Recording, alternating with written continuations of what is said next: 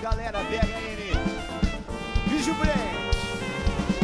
O que te prende, o que te impede de escutar, o que te cega, o que te leva a se calar. Você tentou com suas forças caminhar e concluiu viver sem ter Jesus. Não dá. Vieram as provas. Vieram as provas, o que comecei não terminei. Por tantas vezes até de te duvidei. Pois percebi que devo te seguir, pois reconheço no caminho o milagre vai acontecer.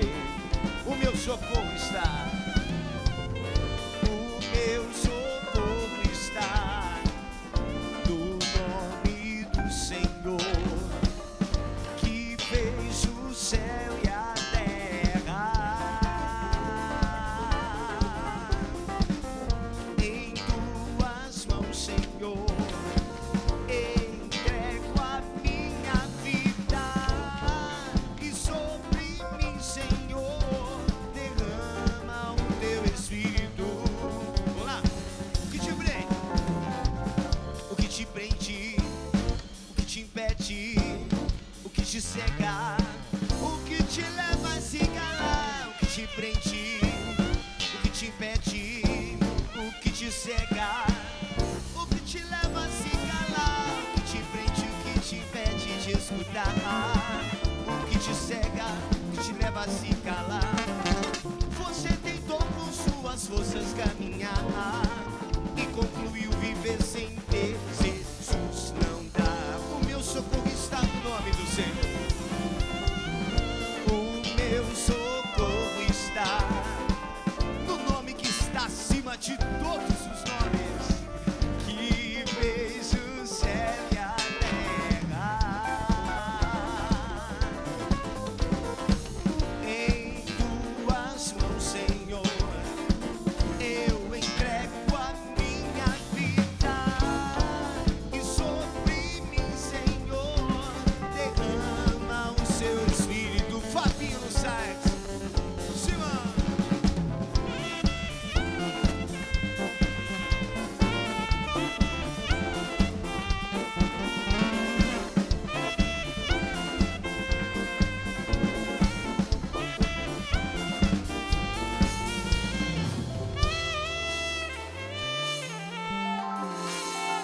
Boa noite, galera PHN de todo o Brasil. Mais uma terça-feira, mais uma forma diferente de convidar você a uma vida de santidade, né? O primeiro passo é você entender que só existe um dia na nossa vida, o dia que se chama hoje.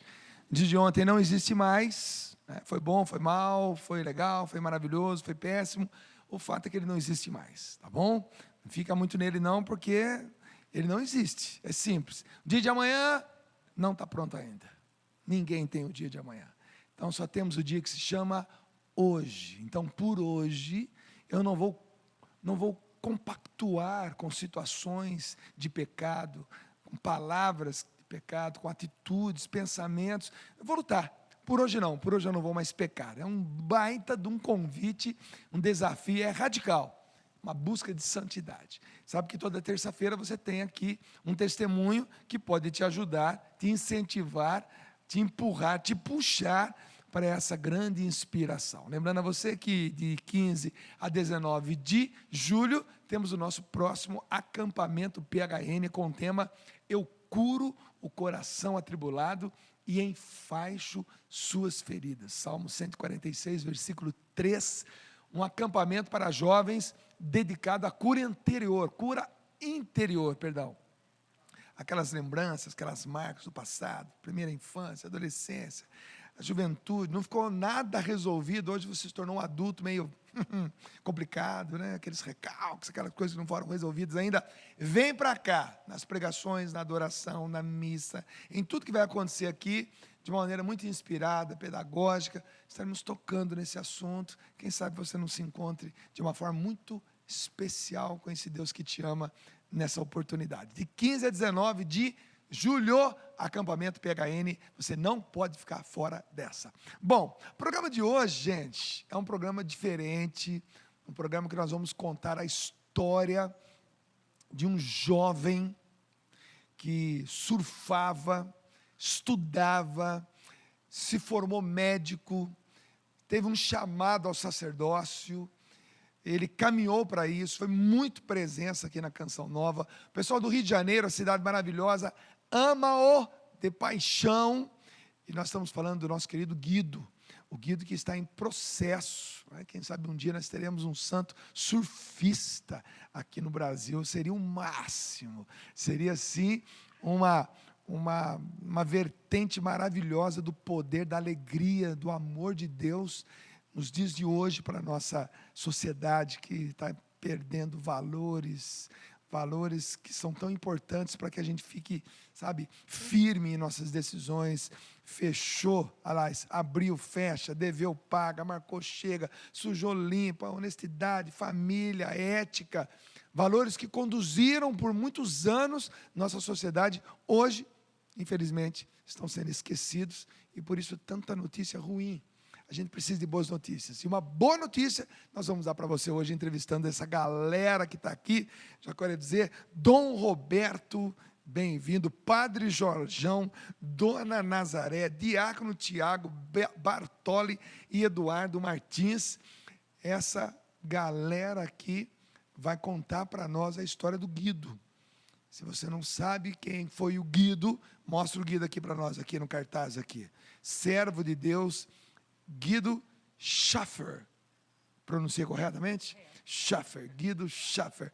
Guido que eu tive a graça de conhecer, tivemos conversas rápidas, foi em outras épocas, mas sempre uma cara boa, uma presença maravilhosa. Tão cedo já tinha se tornado uma referência no meio. E hoje nós vamos contar a história deles. Primeiro quero cumprimentar os convidados. Eu vou pular um pouquinho a ordem dos fatores ou dos tratores. Não vou respeitar muito agora a hierarquia, mas é por uma boa causa. É que o Padre Jorjão, estava com uma saudade do Padre Jorjão. Seja muito bem-vindo, Padre Jorjão. Que alegria ter o senhor aqui na Canção Nova. Bom, é desnecessário dizer o quanto o Brasil gosta do senhor pela presença, pelo simples fato do senhor ser o Padre Jorjão. Bem-vindo. Obrigado, Dunga. Muito obrigado a todos os ouvintes. É uma alegria estar com vocês aqui também, de coração. Muito obrigado. Fantástico. Mas tem tanta lembrança boa da gente junto, em tantos eventos. Mesmo que a gente, há algum tempo, esteja longe, mas o senhor é o tipo da pessoa que, quando entra no coração da gente, não sai mais.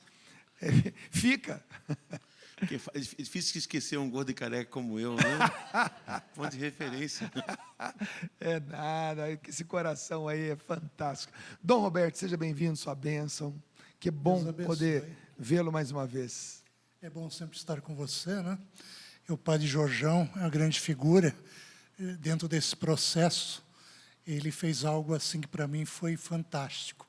Eu liguei para ele e disse assim: Padre, nós precisamos de um hino para o Guido. E ele, em menos de 3 horas, ele tinha o hino. Olha, isso é fantástico. É um gênio na música, né? Ainda vai cantar o hino hoje aqui para nós, aqui, tá bom? Eu vou deixar a mãe do Guido por último, tá bom?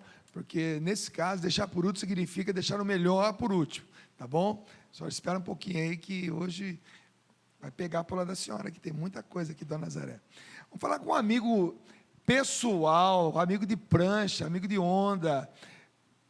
Que honra ser amigo do Guido. Ô Eduardo, que bacana isso aí. Bem-vindo. Obrigado, Dunga. Boa noite a todos os telespectadores. É um prazer participar aqui do PHN. De fato, é um privilégio, assim, ser amigo do Guido. Ele que foi um grande mestre para mim, né? Nos 11 anos que convivemos, né? E eu acho que ser surfista para ele era, na verdade, assim, seguir os passos de Jesus mesmo, porque ele me conquistou para Jesus lá no outside, surfando.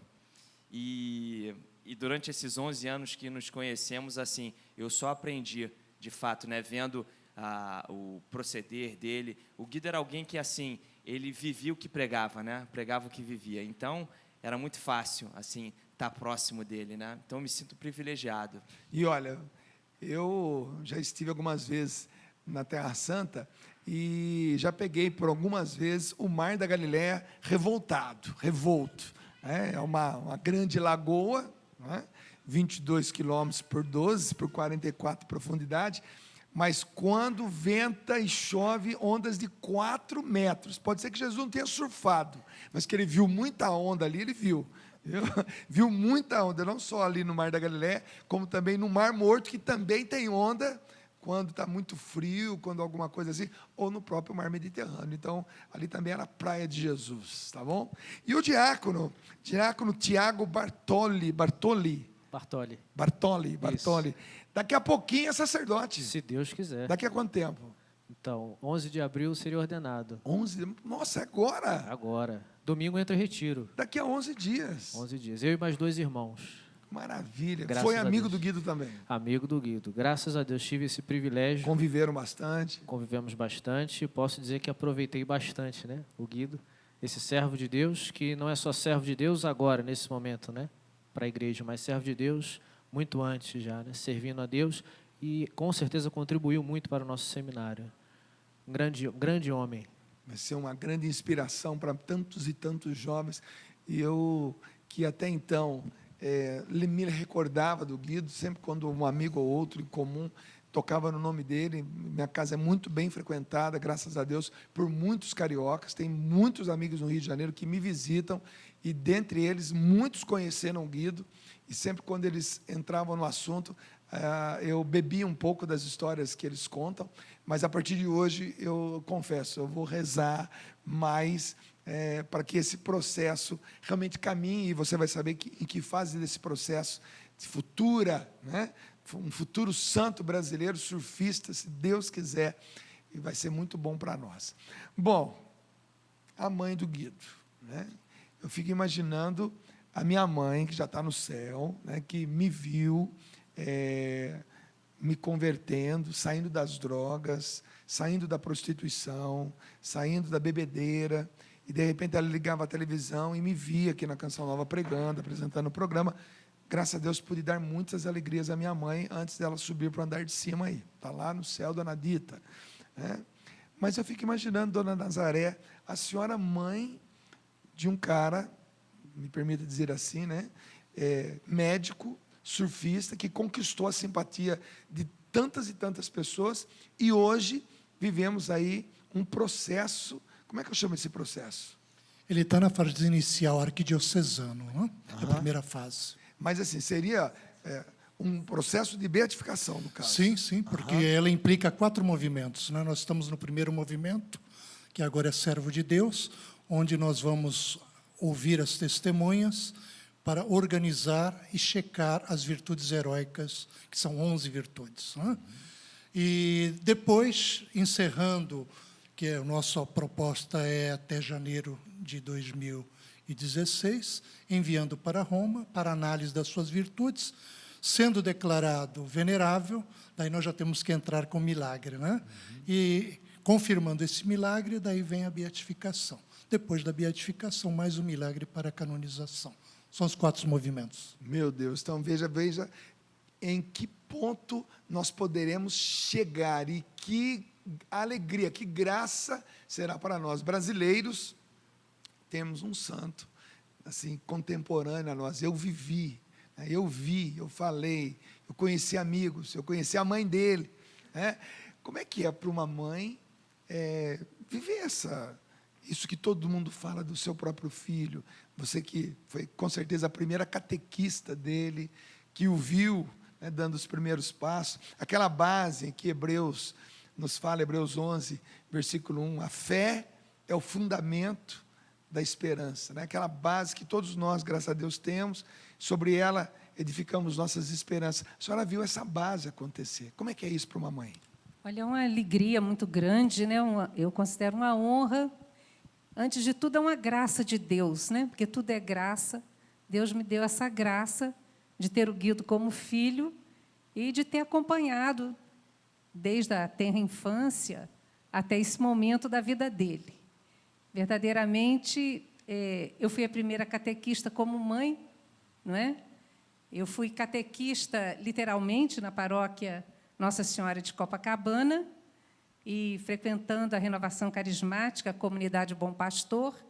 pude ir passando para os filhos, o Guido, a Ângela, o Maurício, tudo aquilo que eu aprendia na igreja, né?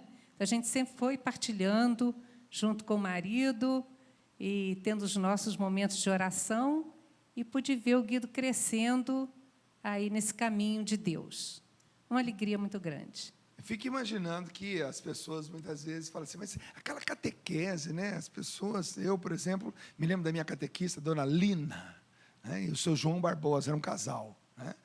Graças a Deus, o seu João Barbosa ainda vivo, lá na Vila São Benedito, lá na minha terrinha, em Pindamonhangaba. E como era importante aquela catequista chegar para mim e dizer assim, quando eu estava aprendendo ainda os valores dos sacramentos, por exemplo, ela dizia assim para mim, olha, deixa a hóstia derreter na língua. Se você morder, sai sangue. Rapaz, e o medo de encostar naquela panela que eu tinha aqui do lado, né? De passar naquele dente que parecia uma faca. E eu comungava, eu ficava olhando a boca dos outros para ver se sangrava. Porque foi mais ou menos na simplicidade de uma catequista que ela me ensinou a acreditar que ali estava Jesus mesmo. É importante demais essa base, ser uma mãe catequista e catequista do próprio filho. Bom, mas vamos conhecer o Guido. Vamos saber quem é o Guido, depois a gente passa para o assunto desse processo maravilhoso. E para conhecer o Guido, tem que falar com os amigos do Guido. Quem era o Guido? Como é que era esse Guido? O que era o dia a dia? Como é que era ser amigo de um cara como esse? O Guido é sempre muito simples, né? Humilde. E todos que observavam o Guido, tanto no seminário, eu também tive o prazer de conhecê-lo antes, né, do seminário, percebia que era uma presença clara de Jesus. As pessoas gostavam de ficar perto dele. Então não tinha, por exemplo, o surfista somente, mas ele falava com o surfista, com aquela pessoa que estava lá deitada na rua, né, o enfermo no hospital. Todos, ao olhar para Guido, percebia que há algo diferente no olhar, na hora de falar de Jesus, e percebia então que era o próprio Cristo, né? Então, o Guido, na sua humildade, conseguia revelar a cada um de nós a presença clara de Jesus. E aí, é óbvio, né, Dunga, que quem sabe que uma pessoa vai de fato transparecer Jesus, a gente não quer sair de perto, né? Então, os jovens, os mais idosos, que pediam inúmeras orações para o Guido, não queriam sair de perto dele, né? Faziam-se filas, inclusive, na paróquia Nossa Senhora de Copacabana e em tantos outros lugares. E o Guido era exatamente isso, né? A presença de Jesus no nosso meio. E isso, com certeza, conquistava cada um de nós.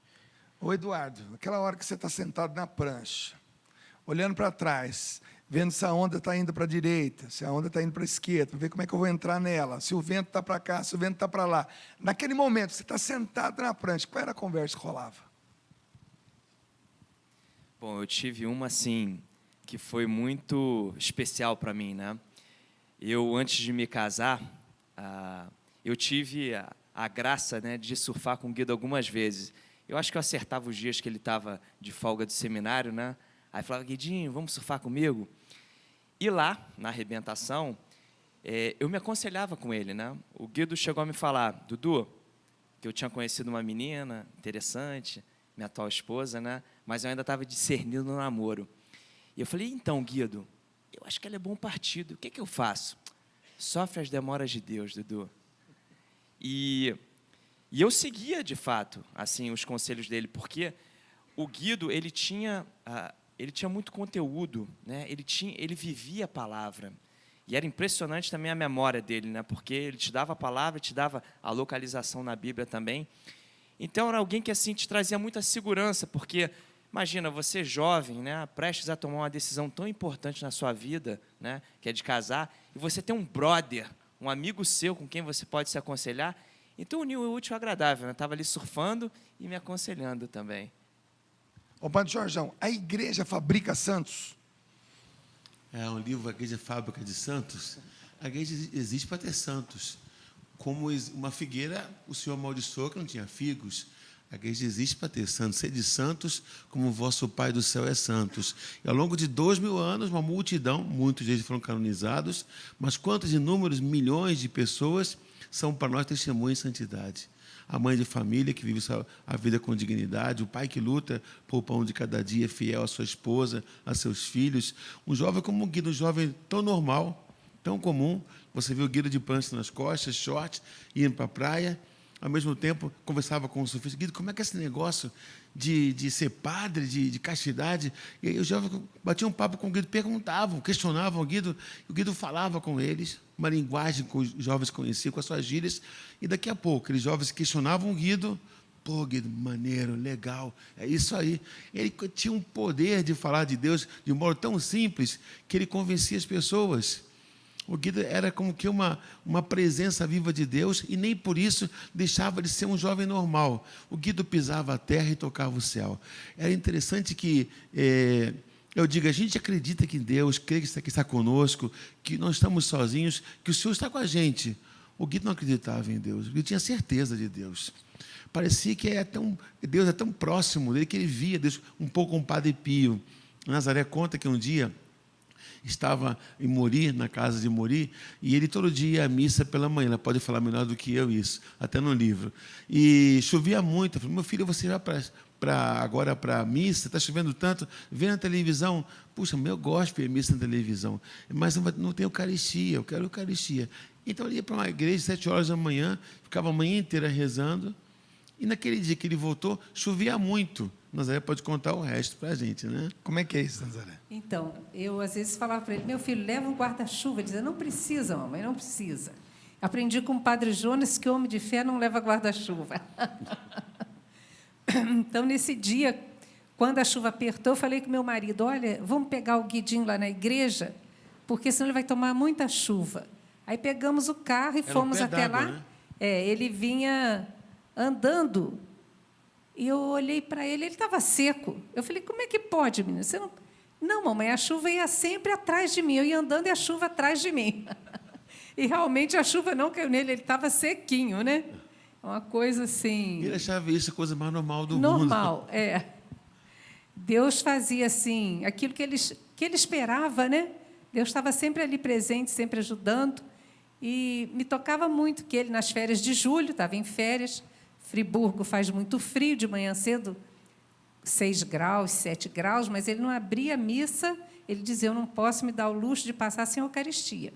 Então, ele ia à missa no centro da cidade, lá na Catedral de São João Batista, às 8 da manhã. Saía de lá, ele parava na capelinha perto da nossa casa, ele fez amizade com o padre, na época, padre Marcelo Piller. Ele batia a porta, o padre Marcelo abria e ele entrava na capela para ficar em adoração. Ele ficava lá até quase ao meio-dia, adorando Jesus, porque ele também fazia muita questão da adoração ao Santíssimo Sacramento, né? Da Santa Missa, da adoração, do terço. Eu digo que o Guido era um homem de oração, tinha um compromisso muito grande com a oração. Era a primeira coisa que ele fazia quando acordava, fazer a liturgia das horas, né? Ofício das leituras, laudes, depois a missa. Com quantos anos o Guido começou a manifestar essa pegada diferente? Porque, até então, todos nós temos a nossa maneira de viver a nossa religiosidade, nossas práticas de piedade, e vamos, né, melhorando isso, creio eu, vamos amadurecendo isso, aumentando ou diminuindo isso ao longo da vida, mas amadurecendo nossas práticas de piedade. Mas, no caso do Guido, um jovem, né, carioca, nasceu aqui em Volta Redonda, porém viveu na cidade maravilhosa, o Rio de Janeiro, então um jovem carioca, inteligente, né, queria ser médico, uma família de médicos, né, tradicionalmente. Quando que a senhora percebeu que o Guido era diferente? Ali eu percebi, na adolescência dele, né, um desejo maior de procurar as coisas de Deus. Ele sempre teve desde pequeno, mas na adolescência, mais. Ele começou a frequentar a comunidade Bom Pastor, lá ele fez experiência de oração, fez retiro.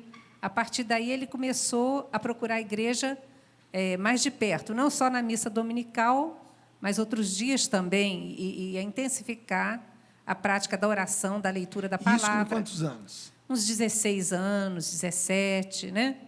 A vir aqui a Canção Nova, a ler aquele livro, Como Ler a Bíblia, do padre Jonas Abib. Então, ele aí foi se aprofundando, participou de retiros, até conheceu o padre Jorjão. Aí os dois juntos foram caminhando, né? O padre Jorjão orientando, e quando ele já estava terminando medicina, o padre Jorjão convidou para fazerem um grupo de oração para os jovens, né, padre Jorge? Bom, daqui a pouquinho nós vamos falar sobre essa vivência na medicina. Imagina um jovem, pegava onda, que queria ser médico, se tornou um médico, e depois sentiu o chamado ao sacerdócio, né? Um bispo, teoricamente, eu acredito isso, não teoricamente, acho que na prática, até por força da própria profissão, a visão vai ampliando um pouco mais, porque quando a gente é leigo, a gente tem uma visão, quando a gente é seminarista, tem uma visão, quando a gente é padre, tem uma visão, quando a gente é bispo, tem uma visão, quando a gente é cardeal, papa, a visão vai aumentando. Na visão de um bispo, como é que é essa juventude que chega na igreja e bebe dessa tradição, desses anos maravilhosos, desses 2000 anos de igreja? O que é para o senhor poder passar essa vitalidade da igreja, essa história maravilhosa da nossa igreja, para essa juventude que chega? Eu diria que é a própria questão da fama da santidade, né? Como delegado para a causa dos santos, né? Como o abade beneditino, e quem define é o cardeal, né? O ordinário do lugar. Então, a figura do Guido, quando foi apresentado, inclusive, numa reunião do governo, e a primeira pergunta sempre, quando você vai discutir sobre um tema, sobre questão de santidade, é se tem essa fama de santidade. E a figura do Guido, ele vem justamente preencher até um certo vazio que nós gerimos dentro da igreja, né? Sobre a maneira como essa juventude, ele como um médico, como um surfista, depois no final como seminarista, né? Ele é um ícone para a nossa. Você fez a pergunta ao Padre Jordão se a igreja fabrica santos. Foi algo que eu tenho combatido já há mais de 3, 4 anos, porque em um dado momento na Arquidiocese do Rio de Janeiro, que não havia a tradição da causa dos santos, né? Hoje nós temos a serva de Deus, Madre Maria José, uma carmelita, a Odetinha, que o seu processo já está em Roma, como também da Madre Maria Teresa já está em Roma, daí o casal Zélia e Jerônimo, e vem o Guido, né? Então os jornalistas diziam assim, agora o cardeal está querendo fabricar santos, né? Não, a igreja não fabrica santos. Simplesmente a igreja faz o discernimento e apresenta aquele candidato que o primeiro movimento em toda essa história é a sua vida, e a definição de santo é puro, a pureza, né? A pureza de coração. No Antigo Testamento nós tínhamos os patriarcas e os profetas, no Novo Testamento nós vamos encontrar Santo Estevão, depois Policarpo, e tantos outros, né? Até encontrar no mundo moderno, como Paulo VI, ele dizia, nós precisamos encontrar nas ruas santos do cotidiano, né? E o Guido, ele vem justamente para mostrar o santo do cotidiano. E é interessante, porque ele, como surfista, a abordagem do Guido com essa juventude, provavelmente, inclusive, com o Eduardo, a primeira coisa ele ia dizer, o primeiro surfista foi Jesus Cristo. Você dizia, na Galileia, ondas de 4 metros. O primeiro surfista era Jesus Cristo. Andou sobre as ondas. E sem prancha. Ele sempre dizia isso, Guidinho, né? Bom, gente, nós vamos para um pequeno intervalo, a gente volta daqui a pouquinho. Você está tendo a oportunidade, aqui na TV Canção Nova, aqui no programa PHN hoje, conhecer o Guido. E daqui para frente, nós vamos ouvir falar muito sobre ele. A cada passo, a cada momento desse processo maravilhoso, volto a perguntar, porque eu preciso guardar. Esse processo atual é como é que eu chamo? É o primeiro movimento servo de Deus. Exatamente. Nesse processo de beatificação, de canonização, lá no final, mas agora servo de Deus. Então, você vai ouvir falar muito, e se Deus quiser, e se depender da Canção Nova, do Dunga, do PHN, você vai ouvir falar muito, porque o Brasil precisa de santos. Na crise atual do nosso país, onde a corrupção está institucionalizada, onde valores estão sendo jogados no lixo, onde roubar parece normal, devolver dinheiro roubado parece um ato heróico. Nosso país que está doente, moralmente falando, mais do que nunca, o Brasil precisa de santos. Tá bom? Daqui a pouquinho a gente volta. Vamos lá, Peter. A história vai contar o que você se tornou. Um tempo e um lugar de tudo que você sonhou. É isso aí, Peter. É isso aí. Vamos lá. E o amor vai aumentar à medida que o tempo passar. À medida que o tempo passar. Pois houve o tempo. Pois houve um tempo e um lugar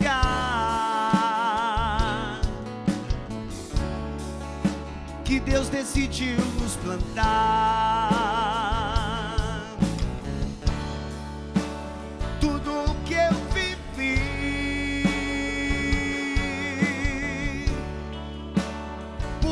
Dentro de mim, momentos pra recordar,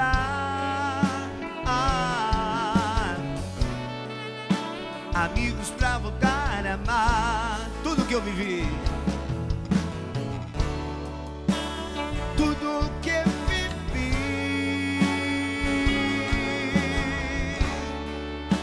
pulsa dentro de mim. Momentos pra recordar, amigos pra voltar a amar. O amor vai aumentar. O amor vai aumentar